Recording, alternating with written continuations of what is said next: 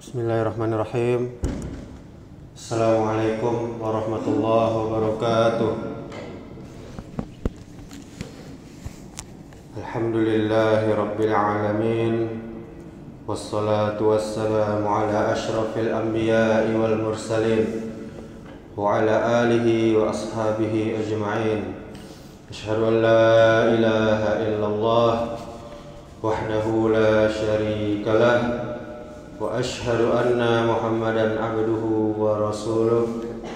Amma ba'du. Alhamdulillah, segala puja dan puji hanya milik Allah Subhanahu wa taala. Kita bersyukur kepadanya atas segala nikmat. Kemudian salawat beserta salam semoga selalu tercurahkan untuk junjungan kita, suri tauladan kita, Nabi Muhammad sallallahu alaihi wa ala alihi wa ashabihi ajma'in. Bapak Ibu jamaah salat zuhur yang dimuliakan Allah Subhanahu wa taala. Kita semua sudah pernah mungkin mengalami pendidikan, baik itu SD, SMP, SMA ataupun perguruan tinggi. Dan kita semua juga sudah paham tentang ujian sekolah. Hampir semua kita jika mendapatkan bocoran soal ujian, maka senangnya luar biasa. Karena sudah bisa kita pastikan jawaban kita tak mungkin salah. Karena kita sudah hafal jawabannya, atau minimal sudah kita tulis dan kita simpan sebagai patokan jika nanti soalnya keluar di dalam ujian. Hal seperti ini jelas-jelas membuat hati kita senang. Karena apa? Karena yang semula kita belum siap betul dalam menghadapi ujian, namun setelah mendapat bocoran pertanyaan, sudah tentu kita dapat dengan mudah mencari jawabannya. Dan perasaan kita kala itu bahagia luar biasa.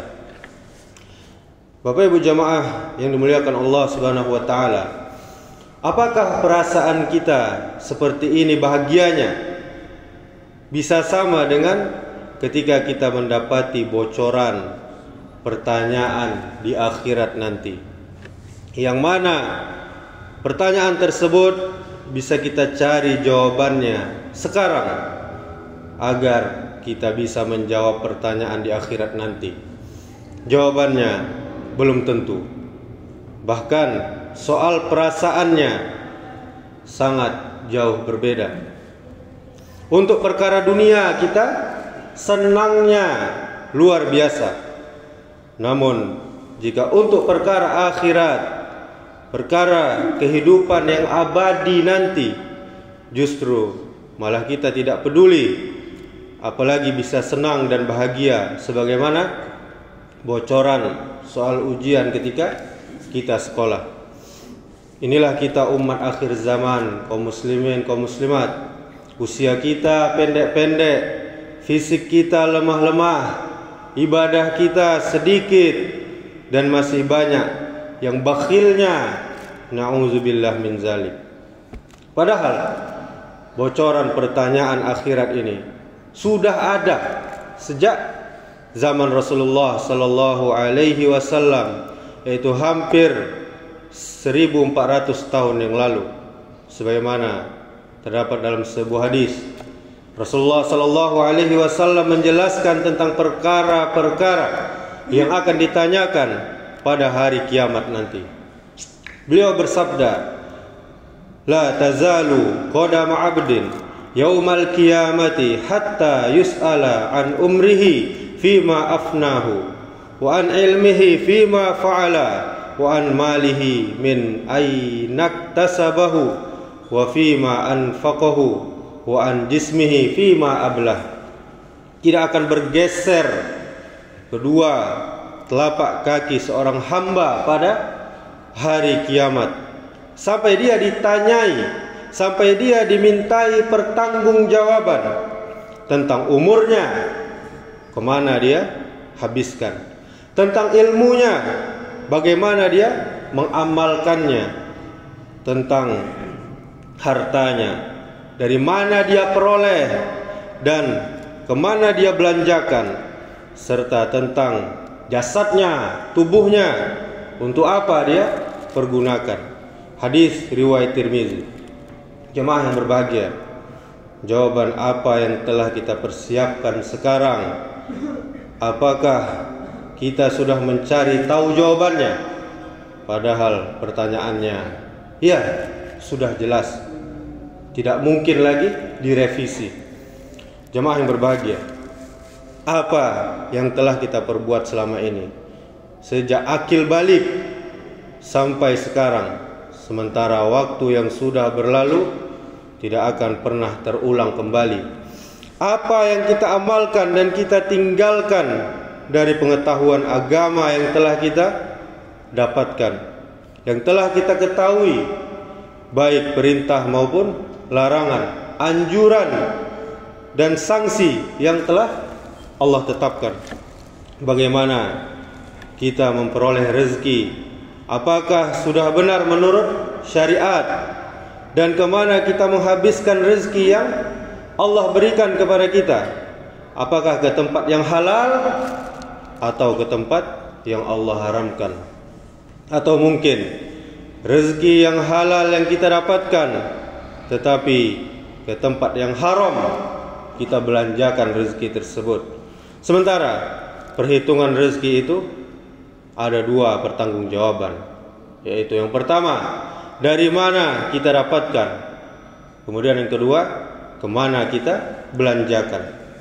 Kaum muslimin, kaum muslimat, jamaah dimuliakan Allah Subhanahu wa taala. Berapa tahun kita menunggu perhitungan demi perhitungan di akhirat, sementara Allah Azza wa Jalla berfirman, wa yasta'jilunaka bil azabi wa la yukhlifallahu wa'dah wa inna yawman 'inda rabbika ka'alfi sanatin mimma ta'uddun. Mereka kaum musyrik Mekah meminta kepadamu, yaitu Nabi Muhammad sallallahu alaihi wasallam, agar azab itu disegerakan, padahal Allah tidak akan menyalahi janjinya. Sesungguhnya sehari di sisi Rabbmu adalah seperti 1000 tahun menurut perhitunganmu. Surah Al-Hajj ayat 47. Kaum muslimin, kaum muslimat, satu hari di akhirat sama dengan 1000 tahun di dunia. Hal ini sama persis yang dikatakan di dalam sebuah hadis dari Abu Hurairah radhiyallahu anhu. Rasulullah sallallahu alaihi wasallam bersabda, "Yadkhulu fuqara'ul mu'minina al-jannata qabla al-aghniya'i binisfi yaumin khamsi mi'ati am." Orang beriman yang miskin akan masuk surga sebelum orang-orang kaya, yaitu lebih dulu setengah hari, yang sama dengan 500 tahun. Hadis riwayat Ibnu Majah, Tirmizi, dan hadis ini hasan. Jemaah yang dimuliakan Allah Subhanahu wa taala, berapa dahsyatnya pada hari nanti, betapa lamanya pada hari itu, betapa panasnya pada hari itu.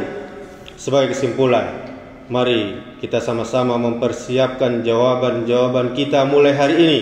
Kita bersihkan diri kita masing-masing, bertaubat kepada Allah Subhanahu wa taala, dan mulailah dengan yang baik, mulailah dengan yang benar, mulailah dengan yang halal, yang berkah, dan semoga di akhir kehidupan kita nanti akan dipermudah untuk menuju kebahagiaan di negeri yang penuh kenikmatan. Amin, Allahumma amin. Subhanakallahumma wa bihamdika, asyhadu an la ilaha illa anta, astaghfiruka wa atubu ilaik. Wassalamualaikum warahmatullahi wabarakatuh.